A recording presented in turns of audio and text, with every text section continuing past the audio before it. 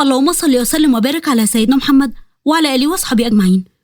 القصة دي للكاتبة المبدعة صفاء العسوي، ويلا بينا نبدأ قصتنا. في يوم من الأيام لوجين دخلت على أهلها وهي في قمة سعادتها وفرحتها. ماما بابا، أنا نجحت وأدخل الجامعة، باركولي.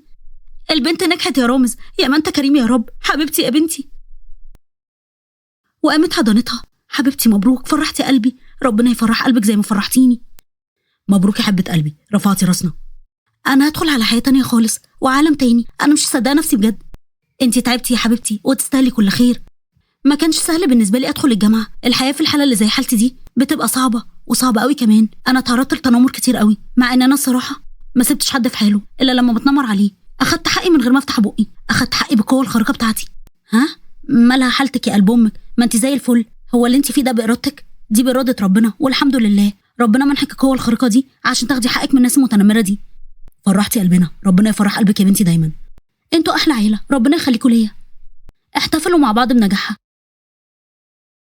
ومرت الأيام وجي أول يوم للوجين ليها في الجامعة. شوية شباب أول ما شافوها قعدوا يضحكوا. ايه ده، معقول يبقى في بنت بالشكل ده؟ دي كلها شفايف يا أخي، ده لو نفخ شفايفها مش هتبقى في الحالة دي. يا ساتر من ده شكل. لوجين قربت منهم. بقول لك ايه، ما تخلينيش أذيك وخليك زيي. على كده انت اللي عملتي في نفسك كده، ولا حاولتي بقى تقلدي بوز البطة؟ ولا انت كلتي بطة كلها ولا ايه؟ ده انا لو زيك يا بنتي مش هسيب نفسي في الدنيا يومين بحالتك اللي تقرف دي. ده انا لو مكانك هروح انتحر. يا سلام، يعني انتحر عشان شفايفي منفوخه شويه؟ انت انسان مريض ومش هرد عليك. ومش هتردي عليه ليه بقى ان شاء الله يا ام شفايف؟ اكيد اسمك كده صح؟ شفايفها كبيره قوي. ايه ده؟ هو اصحابه فضلوا يضحكوا. انا مش هاذيكم عشان ده اول يوم ليا في الجامعه، فمش عايزه اذي حد، لكن اوعدكم لو وقعتوا قدامي تاني وقررتوا قله ادبكم دي مش هسكت بقى ساعتها. يلا باي يا شباب. هوبا، دي واثقه من نفسها قوي كده ليه؟ لا يا صاحبي، دي واثقه من شفايفها مش من نفسها خالص. شكلها مش بتنام على السرير، اكيد بتنام على شفايفها. وقعدوا يسخروا منها. ودخلوا مدرج واللي هو قاعده. ايه دي معانا في نفس الكليه ونفس القسم كمان، شكلها سنه كده زي الفل وهنضحك ضحك السنين. كويس، عرفنا ان في حاجه تسلينا اهو بدل ما كنا قاعدين زهقانين. ولوجين في نفسها، سيبوني في حالي بقى، سيبوني، مش بيدي ان انا في الحاله دي، ده كله ابتلاء من ربنا. بقى بتسخروا من خلقه ربنا يا قلة الايمان، مش مسامحاهم يا رب على اللي هما بيعملوه ده. مر اليوم ورجعت لوجين لبيتها. مالك يا بنتي مكشره كده ليه؟ وبوزك ضارب شبرين، في ايه؟ ما هو كده ولا كده بوزي ضارب شبرين يا ماما، ايه الجديد يعني؟ مش قصدي يا بنتي، مالك حاسه كده ليه؟ حد ضايقك صح؟ قولي قلب امك. سيبك من الحوار ده يا ماما، عامله اكل ايه النهارده؟ عاشت لوجين حزنها جواها زي العاده وما وضحتش حزنها عشان ما تزعلش مامتها. وفي الجامعه الشباب شافوها تاني، ولوجين قالت في نفسها مش انا بس اللي هتضايق، لو اتنمرتوا عليا تاني هيبقى جبتوا لنفسكم. اوبا، ام شفايف جت، ام شفايف جت، يا اهلا يا اهلا. ما تقولش كده يا عم، دي مش ام شفايف بس، دي ام وابو شفايف كلها. وقعدوا يضحكوا ويتمسخروا عليها. قربت منهم لوجين وقربت من ناصر وبصت في عيونه من غير ما ترمش بعينيها. ايه ده، انا مش عارفه بربش ليه، كان عيني اتحجرت، مش عارفه اودي عيني لا هنا ولا هنا، مش قادره ابص في اي حته غير عينك انت بس. انت بتعملي فيا ايه؟ ايه ده، انت بتعملي ايه في الواد؟ ابعدي عنه. فلوجين بصت له. ايه اللي بيحصل ده؟ ايه الاحساس ده؟ انا عيني بتتحجر، ايه اللي بيحصل فيا ده؟ ابعدي عنهم، انت ساحره، انت شريره ولا ايه؟ فبصت له زي ما بصت لهم وهي بتبرق في عيونه من غير ما ترمش. ايه اللي خلاني اتكلم؟ بقيت زيكم اهو. ابتسمت لوجين ومشيت من قدامهم. ايه ده، هي يعني هتفضل كده ولا ايه؟ دي مشيت، ايه اللي بيحصل فينا ده؟ طب نحاول نحرك عينينا لحد ما عيننا ترجع لطبيعتها. قعدوا يحاولوا يحركوا عيونهم لحد ما عيونهم رجعت تاني لطبيعتها. الحمد لله، هي البت دي مخويه ولا ايه؟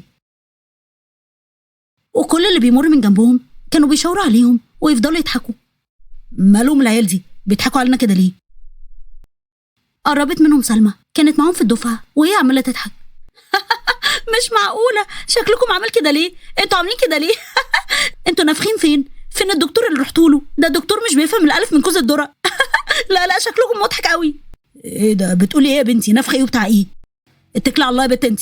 النفخ قال، النفخ ده يا ماما بتاع امثالكم عشان تخلونا نعجب بيكم. ليه ان شاء الله؟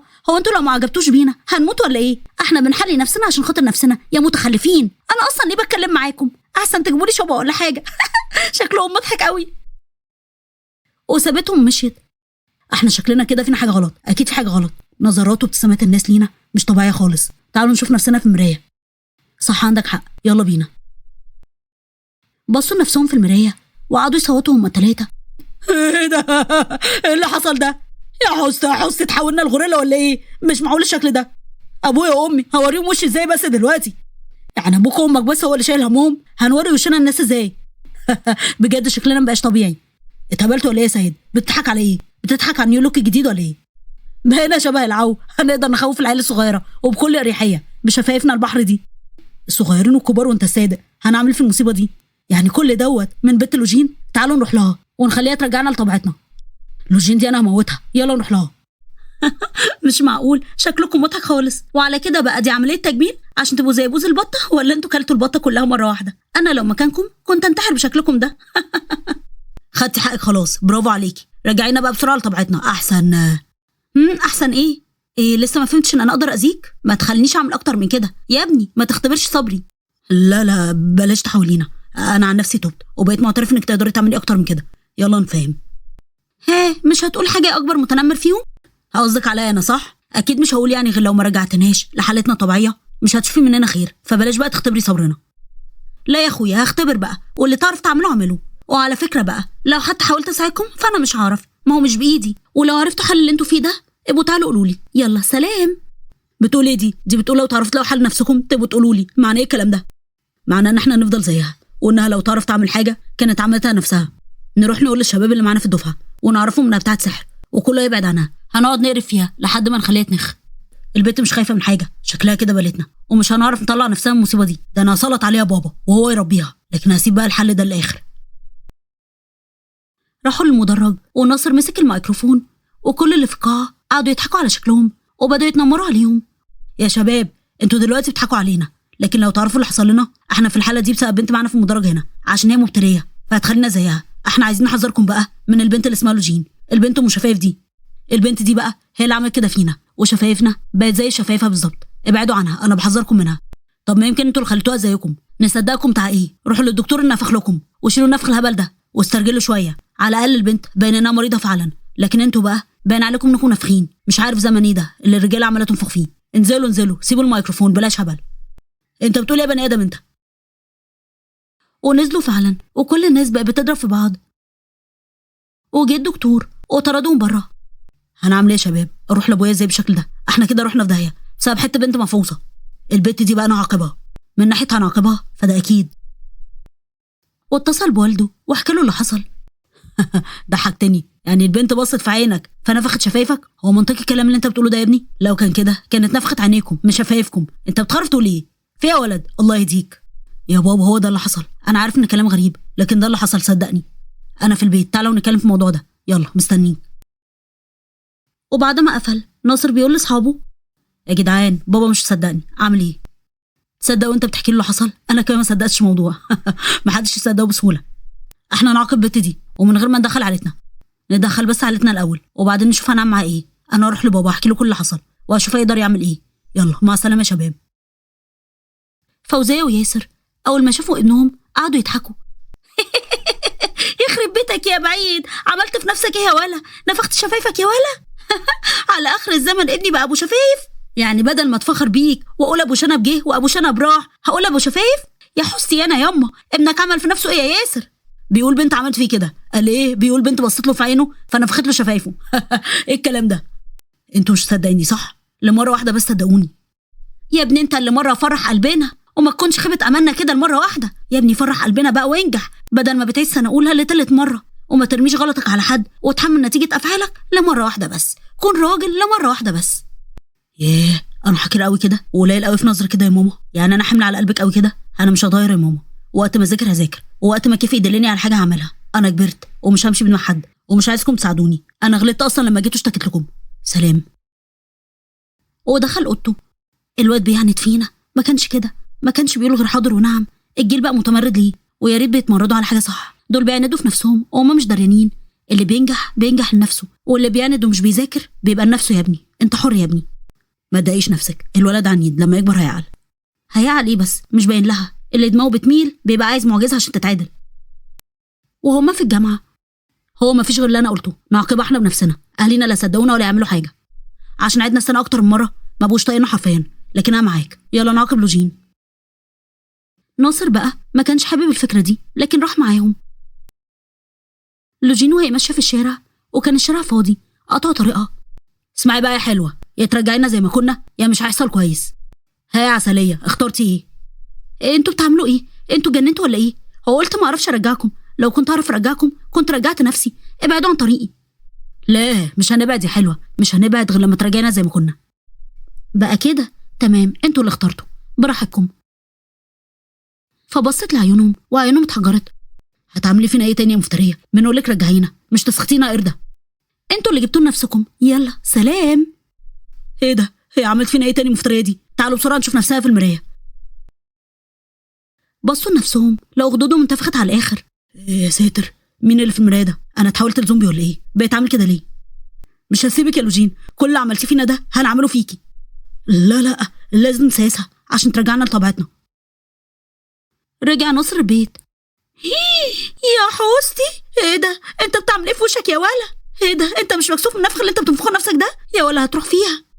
مش هتصدقيني انا عارف، لكن كل اللي انا فيه ده بسبب بنت اسمها لوجين معانا في الجامعه، شفايفها منفوخه، اتنمرنا عليها وهي عندها قوه خارقه، فلما ضايقناها بتقعد تنفخ فينا زي ما انت شايفه كده. ودخل على اوضته. اوعى يكون كلام الواد ده صح، مع انه ما يدخلش الدماغ، لكن نتاكد. انا هروح الجامعه عشان اشوف مصداقيه كلامه. راقبت ناصر وشافتهم وهما بيكلموا لوجين، وشافت شفايفها المنفوخه. ايه ده؟ هو ده بجد ولا ايه؟ رجعينا لطبيعتنا واحنا مش هتنمر عليكي تاني، بنوعدك. انا مش عارفه انتوا بتفهموا منين، ما اعرفش ارجعكم لطبيعتكم، افهموا بقى. يعني ايه ما تعرفيش؟ يوه بصوا بقى، انا اعرف لكن مش هرجعكم لطبيعتكم، ما تستاهلوش. ارتحتوا كده؟ ابعدوا بقى عن طريقي. دي معجزه، البت دي هتنفعني بالجامد. انا هراقبها واشوف بقى. وقفت قدامها. استني، عايزه اكلمك في حاجه. انا ام ناصر، ابعدوا عني بقى، مش هعرف ارجعه. قلت انا مش بايد ابني ولا بايد افعاله، ولو عايزه تسخطيه قرد اسخطيه براحتك، انت حره، لكن انا امي يا بنتي، ما يهمنيش شكله خالص. كل اللي يهمني انه يبقى نافع ويتخرج من الجامعه ويبقى معاه شهاده. ايه رايك يا بنتي ترجعيهم لطبيعتهم، مقابل بقى انهم يذاكروا وينجحوا وياخدوا شهاده جامعيه ويبقوا في بر الامان؟ هتاخدي ثواب يا بنتي لو عملتي كده. طنط انا مش هعرف ارجعهم لطبيعتهم، صدقيني. مش لازم يا بنتي يرجعوا، لكن ينجحوا، يمكن يعقلوا لما ينجحوا. لوجين سكتت شويه عشان تفكر في كلامها. ماشي تمام، هعمل زي ما حضرتك عايزه. على فكره يا بنتي انت جميله قوي. يعني انت كمان بتنمري عليا؟ لا ابدا، انت فعلا جميله، جمال قلبك مخليني شايفاكي اجمل بنت في الدنيا. يا ريت كان عندي بنت زي كده. شكلك مختلف عن ابنك، شكل ابنك كده زرع شيطاني. فعلا هو زرع شيطاني. نسيت اقولك، النيو لوك اللي انت عملته لهم ده تحفه، كل ما بشوفهم بقعد اضحك عليهم. تسلم ايدك يا بنتي. ولوجين بقى لما شافت الشباب في الجامعه قربت منهم. عايزه مننا ايه مفتريه؟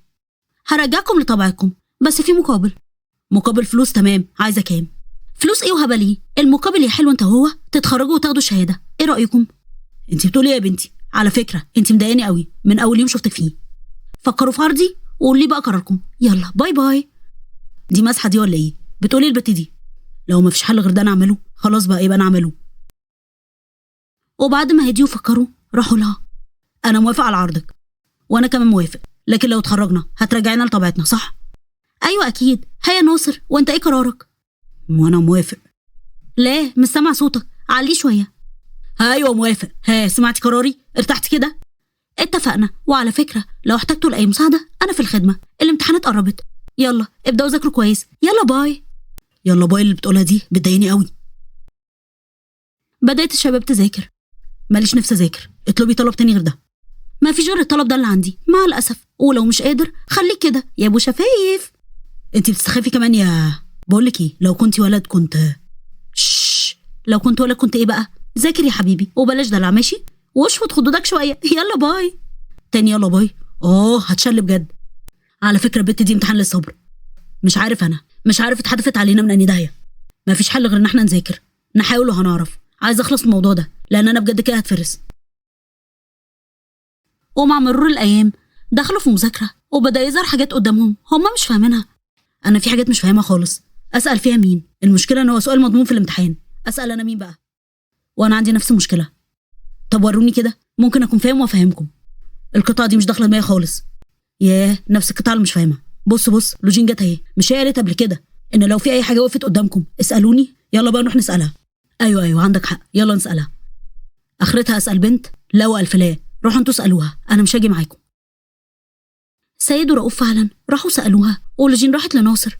اصحابك مش فاهمين النقطه دي، انت بقى فاهمها؟ لو مش فاهمها هشرحها لكم مع بعض عشان اللي يفهم التاني. انا طبعا فاهمها، مش محتاج حد يفهمني حاجه. ما بلاش بقى نفخ كدابه. لو انت بجد كنت فاهم كنت فهمتهم. تعالى شوف حل النقطه دي.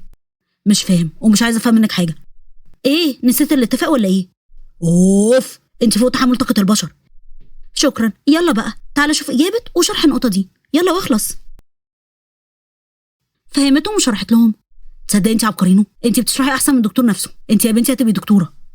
الصراحه يعني شرحك حلو قوي، بتشرحي بطريقه مبسطه وجميله. هو انت مش هتقول حاجه يا ناصر؟ هقول، مستني اليوم بقى اللي ما اشوفش وشك فيه تاني. القلوب عند بعضها يا عزيزي، يلا باي. باي باي كرومبستاي. البت دي دمها يلطش.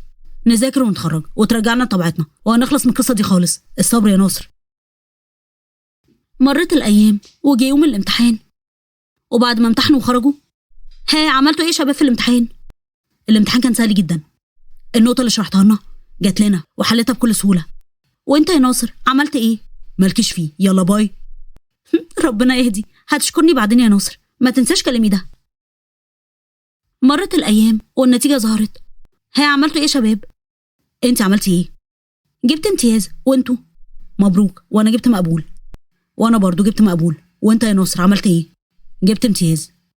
ايه بجد؟ بتتكلم جد؟ والله فرحت لك قوي. ما باين على تعبيرات وشك انك فعلا فرحانه، وده الغريب. ليه فرحتيلي وبتاع ايه؟